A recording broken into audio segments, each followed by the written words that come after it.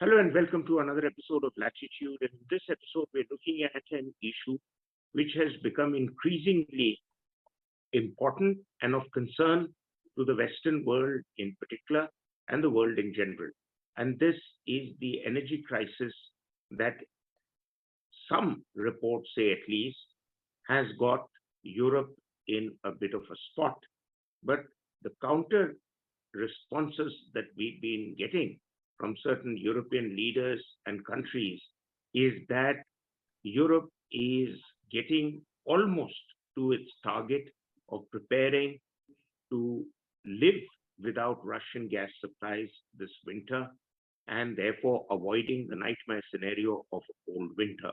There is an equally important role that the Middle Eastern and Gulf countries are going to play. And the German Chancellor recently made a visit to some important Gulf oil and gas suppliers to try and shore up whatever supplies that Germany can. So to understand the issues, we have Ambassador Talmiz Ahmad, who is amongst India's foremost expert on energy security, in particular with reference to the Gulf countries, having been our ambassador to Saudi Arabia twice and to Oman and to the UAE.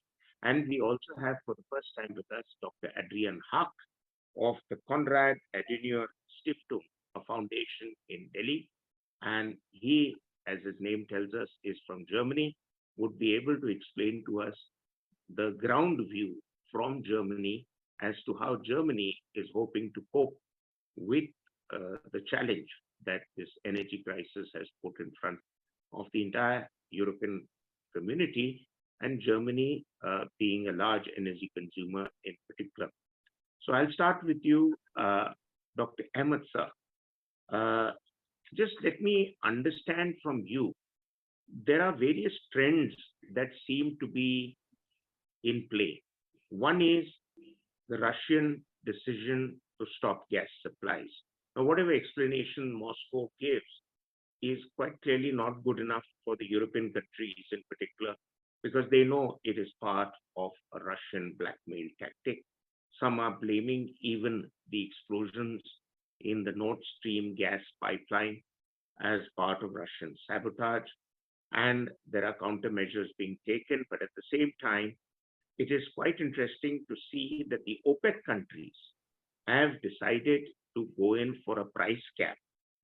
And at the same time, also, they are looking at cutting down on oil production at a time when the world is more nervous about oil prices and wants more and more oil. So it's strange, when more is required, OPEC is cutting down its supplies. And when Europe wants more gas, Russia is cutting down its supplies. So what do you make of it? Maroof, there are two aspects to the ongoing crisis. One is the long-term scenario where there has been a burgeoning energy scenario. There has been a burgeoning energy crisis in the European Union as they have been seeking to transition from fossil fuels onto renewable energy. But what has been a catalyst has been the recent war in Ukraine. And there has been an energy aspect to this crisis from the very beginning. The United States had, without consulting the European Union, announced an embargo on energy as far as the Russian supplies were concerned. This was a shock for the European Union, given the fact that the Europeans import about 40% of their gas and 25% of their oil and about 46% of their coal from Russia. So abruptly, without any preparation, without any consultation, there was this embargo on Russian supplies. So there is a serious problem as of now. This was as far as because of the opposition of certain EU members, this was a staggered embargo in that initially they announced that it would be an embargo on seaborne gas supplies from Russia and not the pipeline. But the Russians have opted to increase the pressure upon the Europeans, and there has been a disruption as far as pipeline supplies are concerned as well.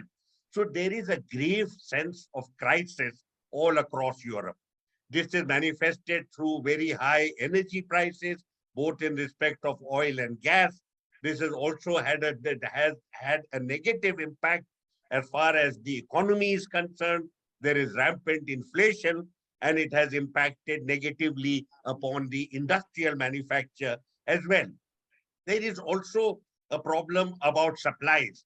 Russia is not just an energy supplier, it is also a supplier of grain, of fertilizer, as well as of precious metals, gold, etc. So obviously, this abrupt snapping of economic ties with Russia is likely to have very serious consequences as far as Europe is concerned, and indeed the international community as well. Thank you very much. And that's very comprehensive. That's a good sort of overview about the state of play that exists now in the world in general and Europe in particular. Dr. Haack, I've been trying to understand how Europe is trying to counter the Russian challenge.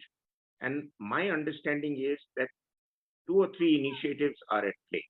One is that the European countries in general are trying to save on gas by telling people to cut down on gas usage, like cut down on heating in their houses, cut down on any wastage in terms of keeping constantly certain machines on that will consume more and more gas. Apparently, this is going to lead to some 15% or so saving on the gases. The second thing is Europe is trying to do everything to try and get all the gas it can lay its hands on. Apparently, 80% or more of its targeted requirements have been met. And this is through various supply channels, including Middle East or West Asia. And recently, your German Chancellor made a visit to two important countries, if not more, in West Asia. That is to Qatar and to UAE, and has been engaging also with Saudi Arabia for supply of more and more gas. But I think Germany might be able to tide over it, but other countries in Europe are getting jealous of Germany's ability to buy its way through the crisis, while others can't really afford this exorbitant prices that have come to stay as far as gas supplies are going.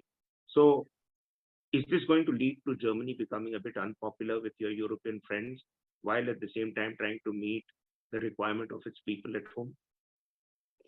Yeah, that's a very good question, Mr. Raza. But I think the moment in time where Germany was unpopular within Europe, or let's say at least within Eastern and Central Europe, were the 8 years before, where Germany, let's say, was becoming more and more dependent on Russian gas.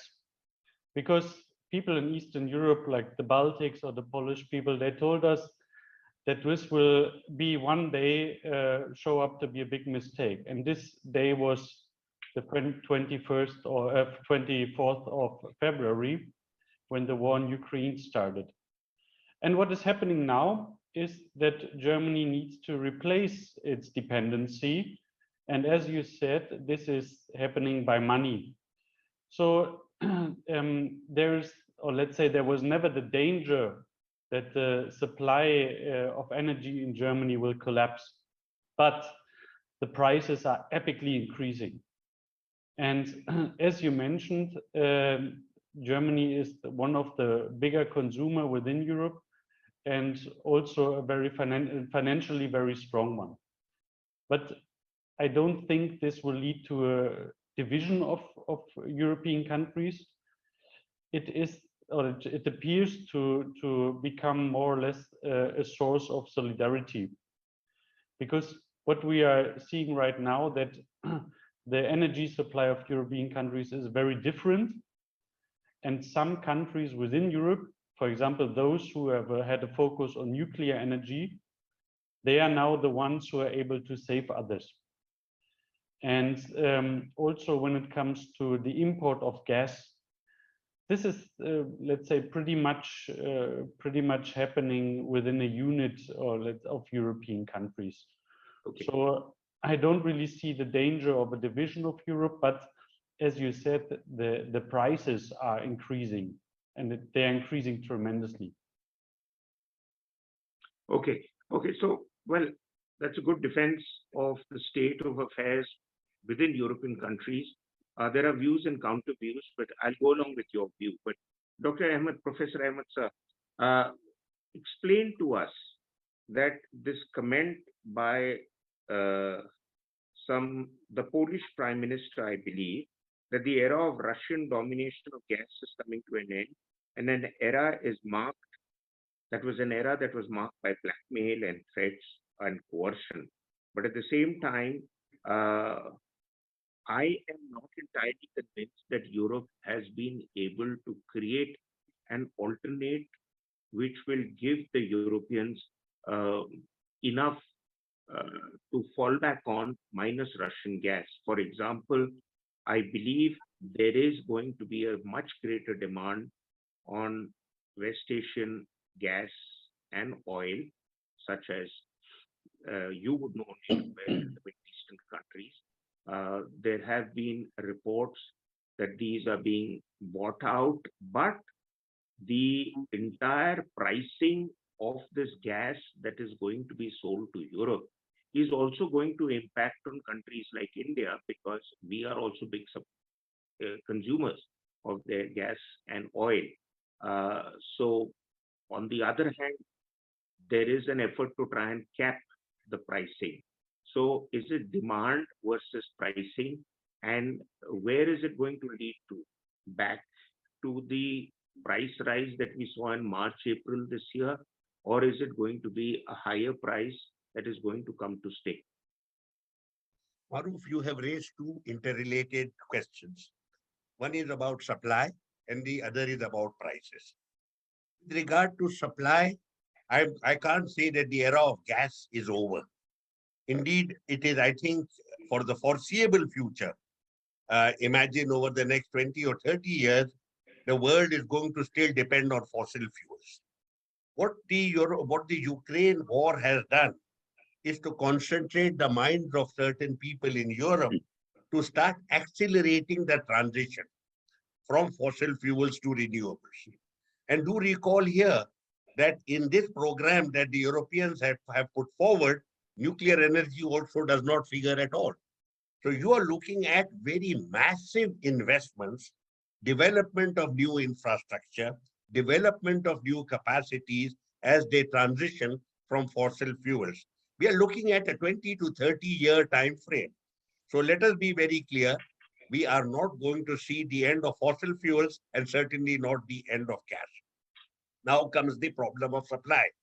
Yes, the Europeans under pressure are looking at alternative sources. This is not going to work. Do recall here that the German Chancellor's visit to West Asia, he came back empty-handed. None of them had either the surplus capacity or the logistical capacity to meet European demands abruptly. There is not that much gas available. All the gas that is being produced today in West Asia is already committed.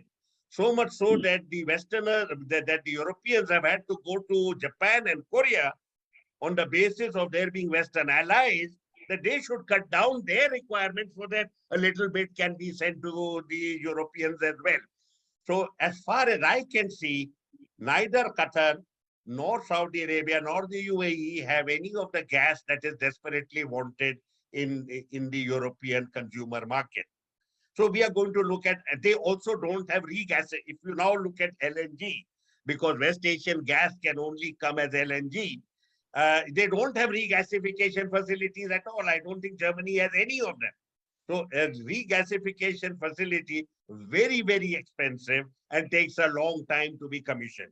So we are looking at long-term interest rather than immediate interest. In the short term, I would say that we are looking at a genuine crisis that could become a catastrophe. And it is for the entire European Union. What is it all linked with? It is linked with the Europeans hoping that at some stage they might have shaped an independent strategic policy. But what the Ukraine war has actually done is to make them once again subordinates of American interests, harming European interests as a whole.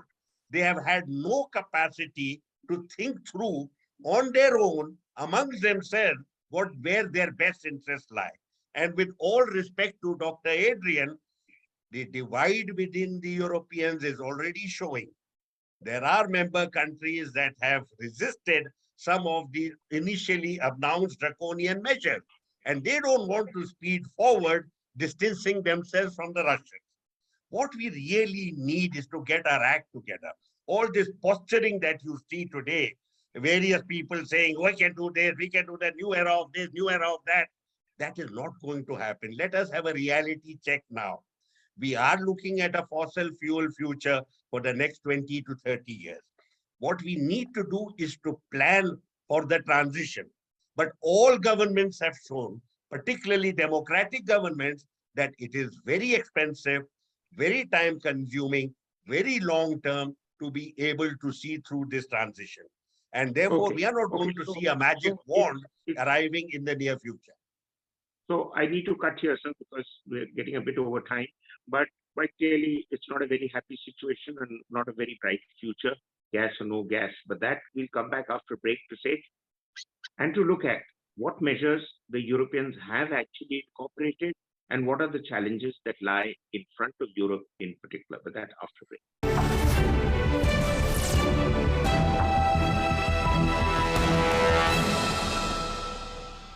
Welcome back. We are looking at the challenge that Europe faces with regard to their energy requirements and the Russian decision not to meet the European needs to fulfill all their targets by December this year.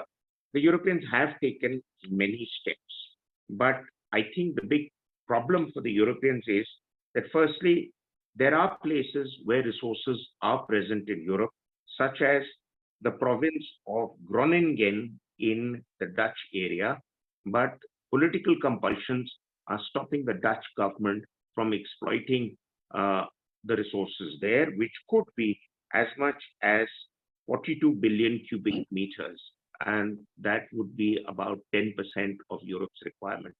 The other challenge for Europeans is that to revive their nuclear reactors or not, or go the way with coal, which is obviously heavy on pollution, and nuclear reactors are less on pollution, but there is a moral and a political dilemma that European governments and Germany in particular are facing.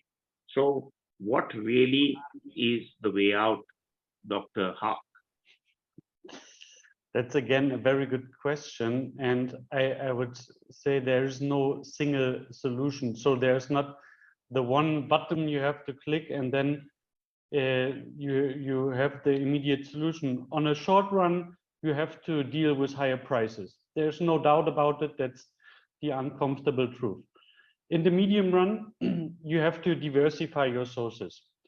That means on the one hand, LNG, so liquid gas supply from all over the world. And as Dr. Ahmad said, there is no LNG terminal in Germany yet. They're about to build, and they're existing in neighboring countries. So it's not really a technical problem, but once again, it's about 3 or 5 times the price of the cheap Russian gas. So on the one hand, you can replace it technically easily, but on the other hand, that increases the prices tremendously. You also mentioned nuclear power, and as some of you might know, Germany was about to turn off the last nuclear power station by this year. And other countries decided to invest, other European countries. For example, Belgium was about to stop nuclear power in 2025. They just added another 10 years. Poland is just entering nuclear energy technology. And Czech Republic, I guess, invested 6.5 billion euros into new nuclear power plants. So that's really essential. So, and France is already a high producer of nuclear energy. So some countries will invest in that technology and also import it into countries which don't do that. So at least this is kind of the German way. Don't produce nuclear energy yourself, but import it from neighbor countries, which is once again a result now to mistakes happening in the past. And the biggest solution we have is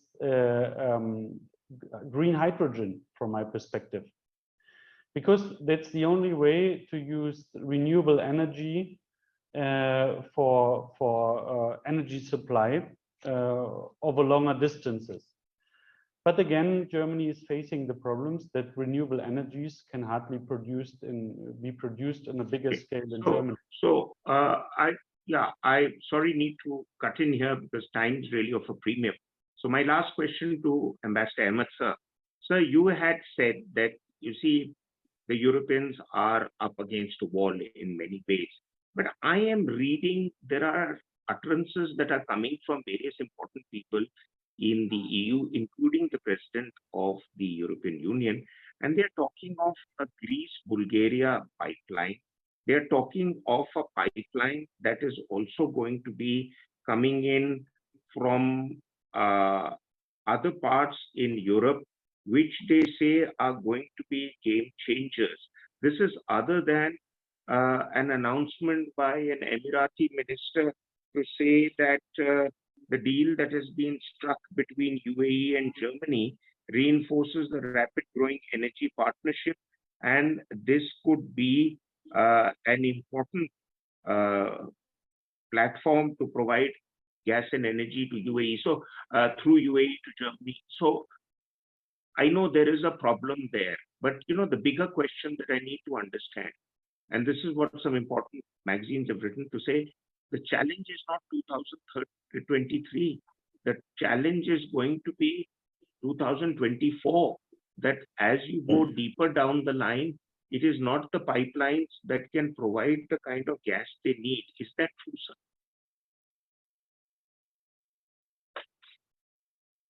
Maroof, you have a question, you have the answer staring at you, and the Europeans pretend they can't see it. The answer is Iran. Iran has the second largest gas reserves in the world, and you can get pipelines through. What the Europeans have done is committed harakiri because they are following the American agenda.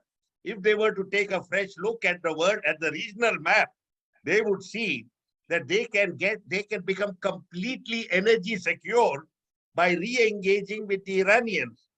You have all the gas that you need, you have all the oil that you need, you can do a lot of trade, and they are a very highly professionalized community. So I think this is where the Europeans should be looking at. There is no other source. You need a substantial source. By the way, Saudi Arabia and UAE are not major gas producers and exporters. All the gas they produce, they use at home. The only major gas producer there is Qatar, and Qatar is fully committed. Again, all the projects that the Europeans have put down on paper, they are what they are. They are on paper. They have a very long gestation period of 5 to 10 years, and it's going to be a very long haul to see many of those things through. Above all, this present catastrophe, the present crisis, is impacting on domestic politics. Let us be very objective here. There is a lot of discontent domestically in many European countries, and Italy has already moved to the hard right. Many other countries could follow, and not all of them will follow the European consensus as being articulated in Brussels today. Okay, thank you very much, sir. I think we're just completely out of time. And there's a country we haven't talked about because it's not really part of the European Union anymore, and that's Britain. But Britain's having an economic crisis which is far bigger than they had imagined in the last several decades. And one of the reasons there is that gas prices are now looking at something close to $1,000 a barrel because of the shortage. But that is a subject of another debate. Thanks for your wisdom, and thank you for watching. Until our next episode, goodbye.